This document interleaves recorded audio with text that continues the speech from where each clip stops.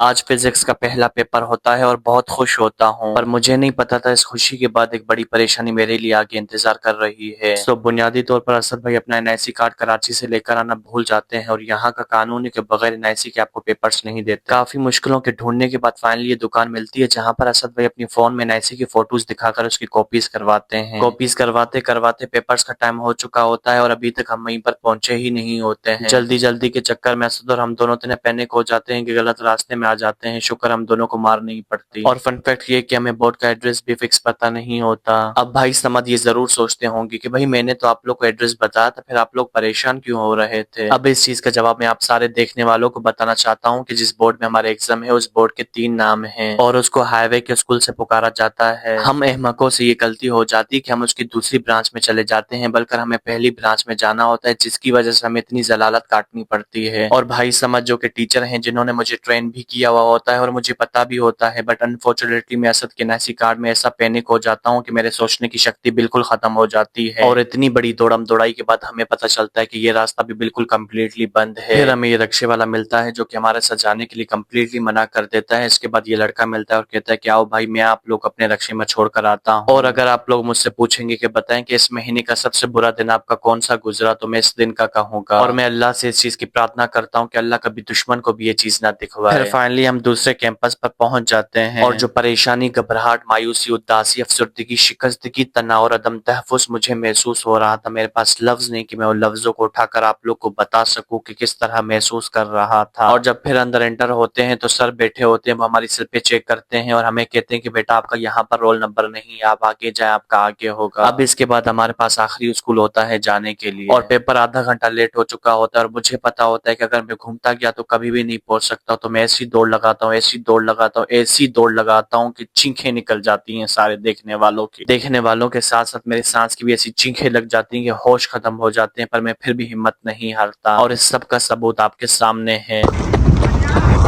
अच्छा अच्छा। अल्लाह रक्शे वाले को बड़ी जिंदगी दे, इसने हमारी बहुत हेल्प की। फाइनली मेरा पेपर हो जाता है। हमारी जिंदगी में जो चीजें होती है एक मकसद के लिए होती है, मैंने उन चीजों से सीखा, मुझे बहुत अच्छा लगा। अल्लाह हाफिज।